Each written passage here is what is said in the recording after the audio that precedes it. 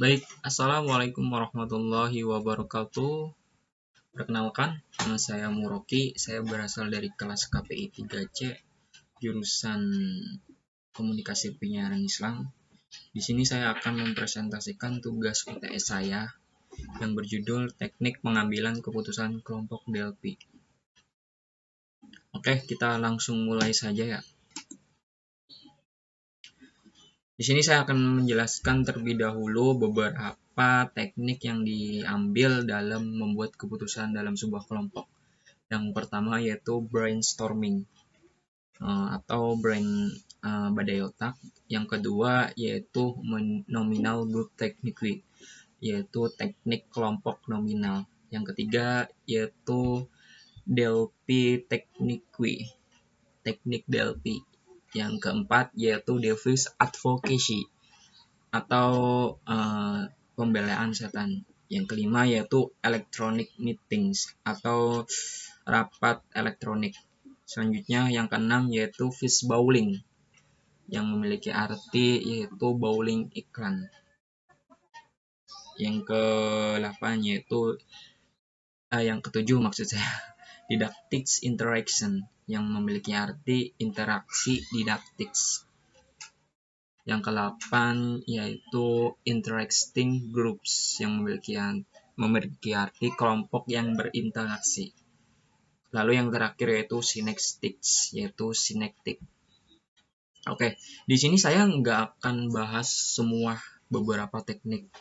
Di sini saya akan mengangkat satu teknik yang menurut saya itu perlu dibahas dan kebetulan juga saya mendapatkan kebagian menjelaskan Delphi teknik. Oke, langsung saja ya.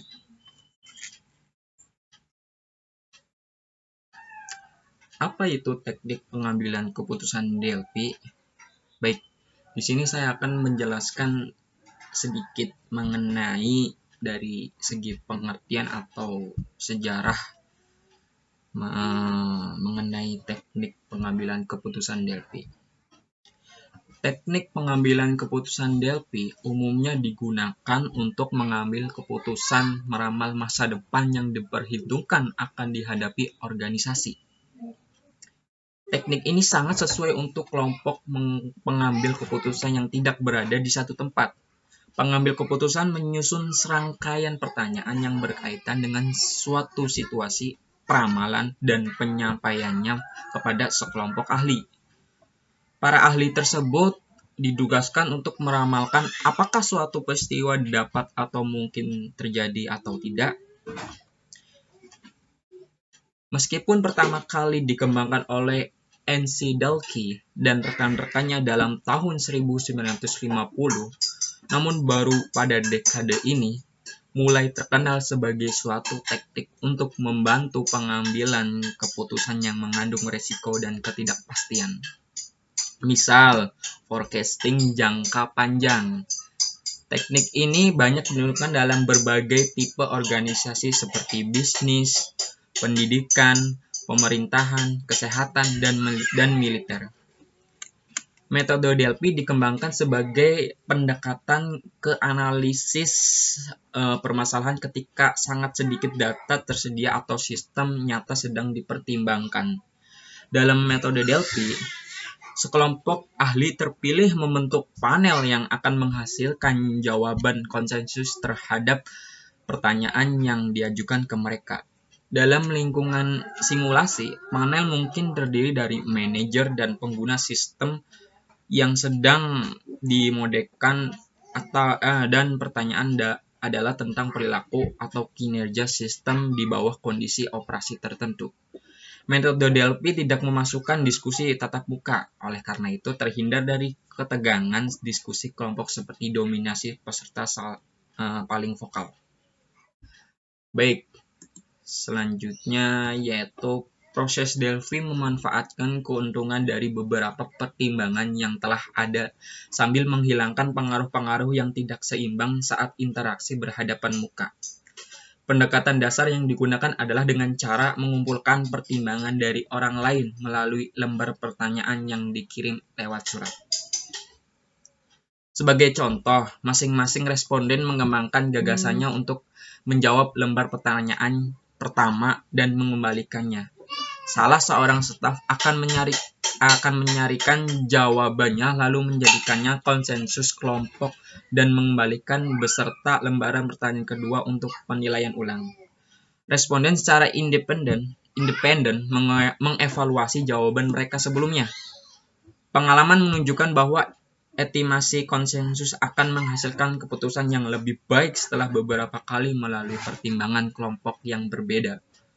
Walaupun ada peluang mengulang-ulang prosedur sampai berkali-kali,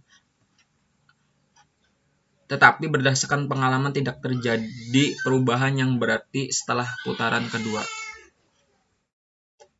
Baik, selanjutnya yaitu mengenai teknik Delphi umumnya digunakan untuk mengambil keputusan meramal masa depan yang diperhitungkan akan dihadapi organisasi. Teknik ini sangat sesuai untuk kelompok pengambil keputusan yang tidak berada di satu tempat.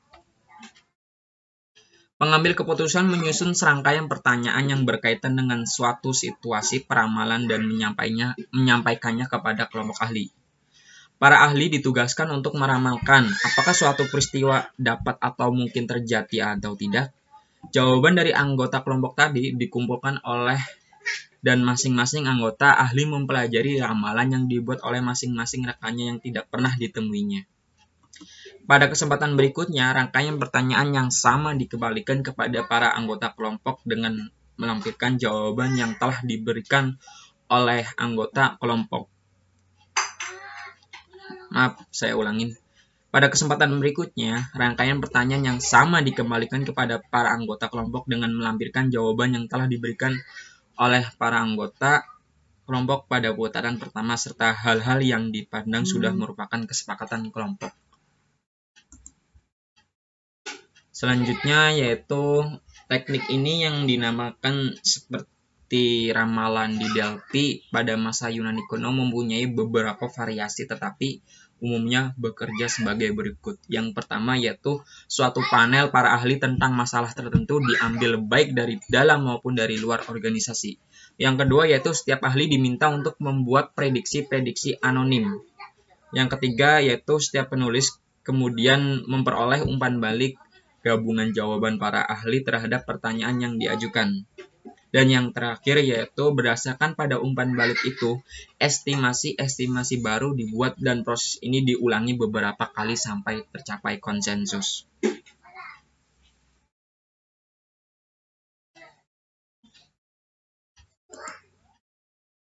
Baik, di sini ada pendapat lain. Menurut Mansur, ciri khas langkah-langkah proses teknik Delphi adalah sebagai berikut. Yang pertama, masalah diidentifikasikan dan melalui seperangkat pertanyaan yang disusun cermat anggota kelompok diminta menyampaikannya kesimpulan-kesimpulannya yang potensial. Yang kedua yaitu kuesioner pertama diisi oleh anggota secara terpisah dan bebas tanpa mencantumkan nama.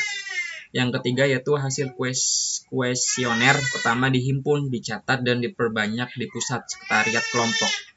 Yang keempat, setiap anggota dikirimi tembusan hasil rekaman. Yang kelima yaitu setelah meninjau hasil para anggota ditanyai lagi tentang kesimpulan-kesimpulan mereka. Hasil yang baru biasanya mengunggah para anggota untuk memberi kesimpulan baru. Malah ada kalanya mereka mengubah sama sekali kesimpulan pertama mereka. Yang keenam yaitu langkah keempat dan kelima ini diulangi sesering ia diperlukan sampai tercapai satu konsensus. Teknik Delphi membatasi hubungan antar anggota kelompok dan tidak perlu anggota bertemu secara fisik. Teknik pengambilan keputusan kelompok model Delphi ini adalah teknik yang sangat kompleks dan memerlukan waktu yang relatif lama untuk sampai kepada keputusan.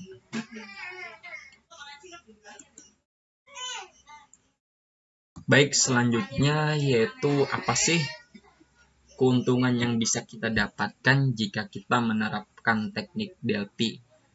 Dan apa sih kelemahan jika kita mengaplikasikan teknik Delphi? Di sini saya akan menjelaskannya.